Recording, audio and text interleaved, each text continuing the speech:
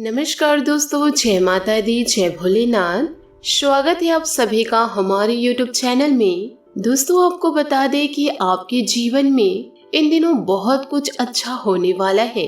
आपके घर दोस्तों नाग देवता बनकर पधारने वाले हैं। बस दोस्तों, आपको कुछ सावधानी इन दिनों रखनी होगी। इस वीडियो में दोस्तों हम आपको कुछ ऐसी जानकारी देंगे जिससे आपकी किस्मत 100% बदल जाएगी। और दोस्तों, आज रात 4:30 बजे के बाद यह देवता आपके घर प्रवेश करने वाले हैं। यह कोई सामान्य नहीं है, बहुत ही दैविक शक्ति रहेगी। इन्हें नाराज करने की भूल बिल्कुल भी मत कीजिएगा। कई बार दोस्तों हम जाने अनजाने में लोगों को अपमानित करके अपने घर से ही भगा देते हैं, यो कहे आंगन से ही भगा देते हैं। साथ ही हमारे घर में घुसने वाले जीव जंतुओं को भी मार देते हैं। और दोस्तों, आपकी यही एक गलती आपके आने वाले पूरे भविष्य पर भारी पड़ सकती है, क्योंकि यह देवता आपके घर में किसी भी रूप में प्रवेश कर जाएंगे। दोस्तों, डरने वाली कोई बात नहीं है, यह तो आपको आशीर्वाद देना चाहते हैं। अब यह दोस्तों आपके ऊपर है कि आप आशीर्वाद लेना चाहते हैं या नहीं लेना चाहते हैं। वीडियो बहुत ही ज्यादा महत्वपूर्ण है, बिल्कुल भी दोस्तों इसे मिस ना करें और इसे शुरू से लेकर अंत तक जरूर देखिएगा, क्योंकि दोस्तों आज जो ज्ञान हम आपको देने वाले हैं, जिसे सुनकर आपके भी रोंगटे खड़े हो जाएंगे। दोस्तों, जो भी महादेव जी के सच्चे भक्त हैं वो वीडियो को एक लाइक जरूर करें। साथ ही कमेंट बॉक्स में जय महादेव, जय नाग देवता अवश्य लिखें। दोस्तों, आने वाले अगले 1 से 2 महीने में असंभव से असंभव कार्य भी पूर्ण हो जाएगा। अब दोस्तों, आपने अतिथि देवो भव इस कहावत को या इस पंक्ति को इसे तो जरूर सुना होगा। भारत में अतिथि देवो भव का परंपरा बहुत ज्यादा निभाई जाती है, परंतु फिर भी जब हमारे घर में मेहमान आते हैं तो कुछ लोग उन्हें बोझ समझते हैं। मन ही मन यह सोचते हैं कि यहाँ से यह कब जाएंगे या उठे, यो कहिए जाए तो हम कुछ अच्छा खाए। परंतु अगर कोई देवता आपके घर में मेहमान बनकर घुस गए, दोस्तों वह किसी भी रूप में आ सकते हैं। और यदि आपने उन्हें भगा दिया या उनसे बुरा व्यवहार किया, यो कहे आप उनका अपमानित कर दिए, तो दोस्तों फिर आप सोच लीजिए आपकी जिंदगी का क्या हाल होगा। इसलिए तो दोस्तों कहा गया है अतिथि देवो भव, यानी कि हमारे दर पर आया हुआ अतिथि हमारे लिए देव के समान होता है। और यही देवता दोस्तों अब आपके घर में प्रवेश करने वाले हैं। तो दोस्तों आपको उन्हें नाराज नहीं करना है। हमें तो दोस्तों हर मेहमानों की पूजा करनी है, चाहे वो बहुत बड़े से बड़ा क्यों ना हो और छोटे से छोटा क्यों ना हो। अगर हम उनकी पूजा करेंगे तभी तो ईश्वर हमें आशीर्वाद देंगे।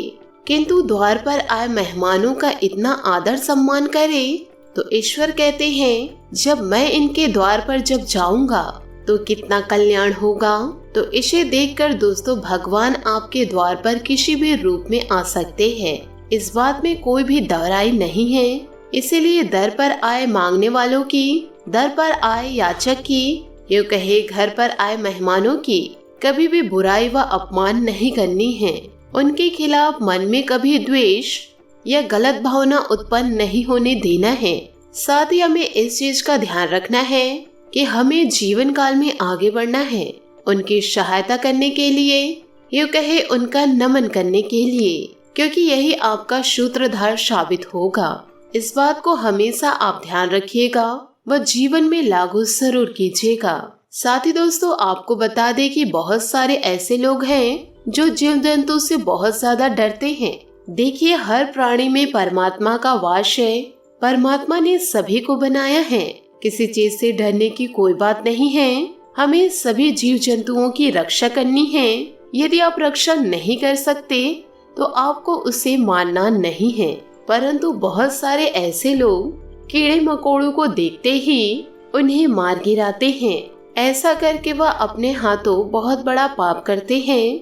इस बात का आपको अंदाजा नहीं होता, परंतु बहुत बड़ा अनर्थ आपके द्वारा हो चुका होता है। यह दोस्तों आपको बिल्कुल भी शोभा नहीं देता है, यह आपके पाप कर्मों को बढ़ाता है और आपके लिए अपने महत्वपूर्ण कार्यों में दोस्तों अटकने पैदा करता है। तो अब आपके घर में देवता आने वाले हैं, तो वह जीव जंतुओं का रूप भी लेकर आ सकते हैं।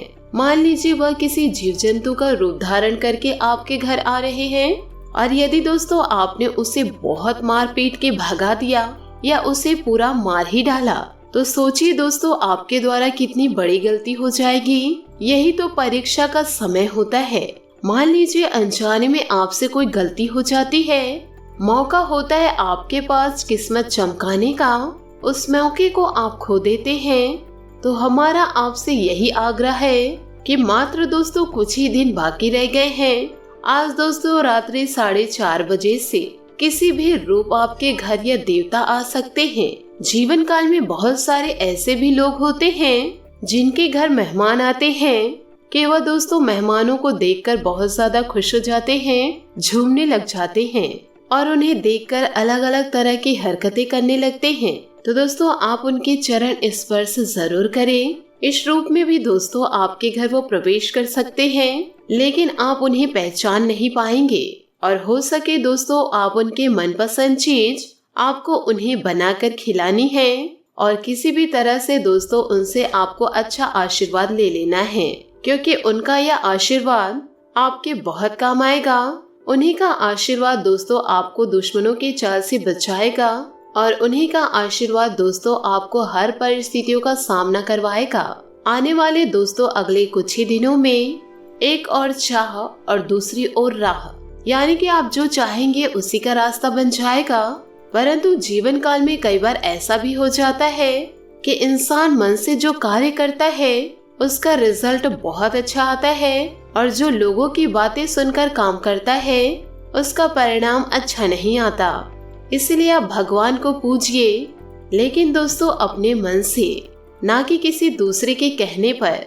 अगर आपकी कोई मन्नत पूरी नहीं होती है तो दोस्तों लोग भगवान को ही बदल देते हैं और किसी दूसरे देवता के शरण में चले जाते हैं, और अगर वहां पर भी उनकी मन्नत पूरी नहीं होती तो तीसरे देवता के शरण में चले जाते हैं। और यहाँ तक तो छोड़िए, जब बहुत समय तक कार्य नहीं होता है तो वह अपने धर्म को ही छोड़कर किसी और ही धर्म को अपना लेता है। मानव इतना गिर चुका है कि उन्हें सिर्फ अपना काम करवाना है, तभी वह उन भगवानों को मानेंगे। दोस्तों देखिए, एक उदाहरण के तौर पर बहुत ही ज्यादा गहरी बात बताने वाली हूँ, दोस्तों कान लगाकर सुनिएगा। मान लीजिए दोस्तों, यदि आप एक कुआं खोद रहे हैं, आपने उसे थोड़ा सा खोदा और उससे पानी नहीं आया तो आप दूसरा कुआं खोदने लग गए। उससे भी आपने थोड़ा खोदा, दूसरे में भी पानी नहीं आया। फिर ऐसे कर करके दोस्तों आपने तीसरा, चौथा, पांचवा कुआं खोदने लग गए। यूं कहे इसी तरह आप कुआं खोदते गए और किसी में भी पानी नहीं आया। दोस्तों पानी नहीं आने का कारण क्या था कि आपने सब कुएं को थोड़ा थोड़ा खोदा। अगर आप एक ही कुएं को लंबा व लगातार खोदते जाते तो 100% दोस्तों गारंटी थी कि उससे पानी अवश्य आता। उसी प्रकार आप अलग अलग ईश्वर को पूजने की गलती मत कीजिए, वह ईश्वर को दोष देना भूल जाइए।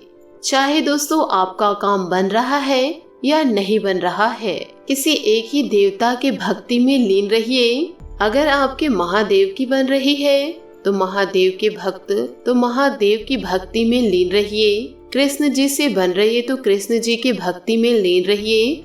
माता रानी से बन रहे तो माता रानी की भक्ति में लीन रहिए। लेकिन दोस्तों आप भक्ति में बदलाव मत कीजिए, किसी एक ही भक्ति को अपनाइए, क्योंकि हम सब एक ही हैं, कोई अलग नहीं है।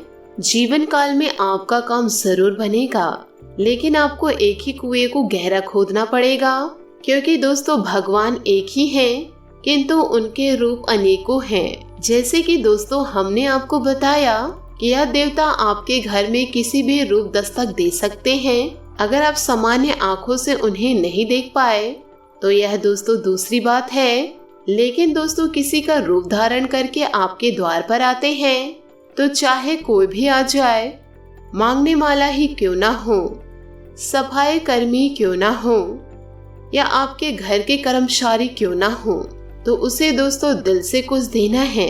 यूँ कहे उनका सम्मान करना है और प्यार भरे 2 बोल बोलने हैं। दोस्तों, जीवन काल में अपने कर्मों को सुधारते रहना है, क्योंकि हमें इस जीवन मरण की दुनिया में यूँ कहे इस चक्र में नहीं फंसना। हमें तो भव सागर पार करना है और वह भव सागर पार होगा दोस्तों सच्ची मर्यादा के साथ, आत्मसम्मान के साथ, ईमानदारी के साथ, सत्यता के साथ और हमेशा सही व्यवहारिक के साथ। दोस्तों, अब जिंदगी में यह नियम बना लीजिए कि सभी लोगों से प्यार से रहेंगे, सभी से प्यार से बात करेंगे।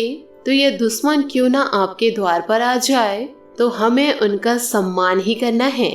और यदि दोस्तों वीडियो अच्छी लगी हो तो इसे शेयर जरूर कीजिएगा, साथ ही परिवारजनों के साथ इसे साझा करिएगा। आज के लिए बहुत बहुत धन्यवाद। मिलते हैं अगली वीडियो में। आपका दिन शुभ हो, मंगलमय हो। जय श्री काशी विश्वनाथ, जय महादेव।